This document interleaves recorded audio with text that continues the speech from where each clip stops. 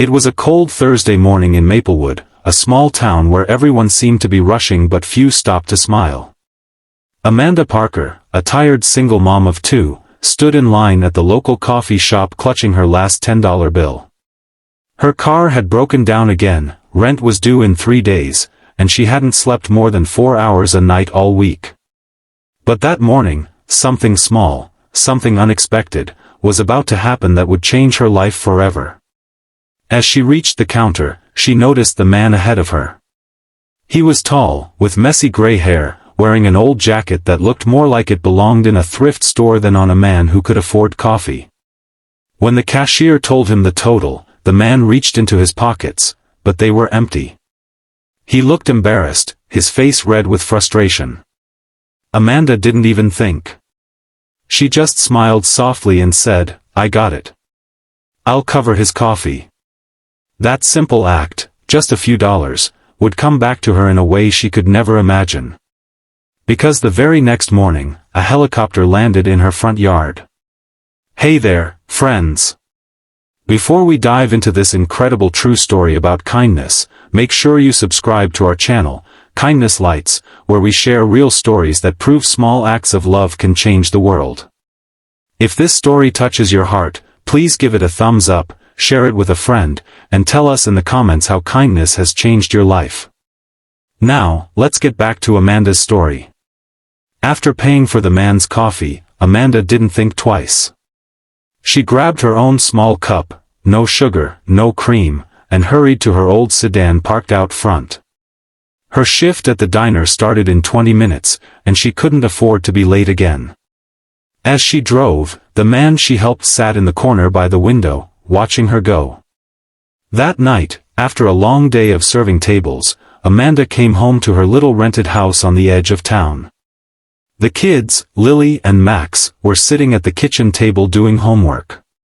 Amanda heated a can of soup for dinner and listened to the rain start tapping on the roof. Life wasn't easy, but she always told her children that being kind didn't cost anything. Even when we don't have much, she'd say, we always have enough to care. The next morning began like any other. Amanda was packing lunches when a deep rumbling shook the house. The dishes rattled. The kids screamed and ran to the window. Outside, in the front yard, dust and leaves flew everywhere as a helicopter slowly descended from the gray sky. Amanda thought maybe it was some emergency or a mistake. Who would send a helicopter to her house? She stepped outside, her robe flapping in the wind, shielding her face from the flying debris. The helicopter's doors opened, and out stepped a man wearing a crisp suit and sunglasses. He was followed by another man, this one familiar. It was the same man from the coffee shop. Amanda froze. The suited man walked up and smiled. "Mrs. Parker," he said, "sorry for the surprise. I'm Michael Reeves, personal assistant to Mr. Harrison." He gestured to the man in the old jacket. "You met him yesterday." Amanda blinked, trying to process what was happening. The man in the jacket stepped forward, this time looking cleaner, more confident. "I never got to thank you," he said. "Yesterday, you didn't just buy me a coffee, you reminded me that people still care." Amanda nodded awkwardly, still confused. "It was nothing," she said. "Just coffee." The man smiled gently. "Not to me. You see, I had been in town quietly, trying to decide whether to reopen my company here. I used to own a construction firm before retiring early.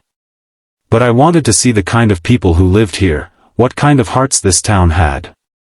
Amanda's eyes widened. "You, what?"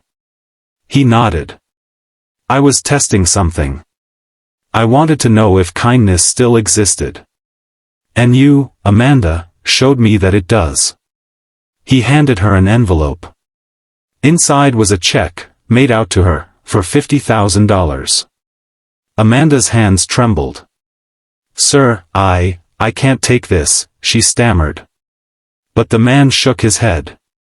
"You already earned it. Use it for your kids. Fix your car. Maybe start that bakery you told the cashier about." He winked. Yes, I heard you. I was standing right there. Tears filled Amanda's eyes. She tried to speak but couldn't. The man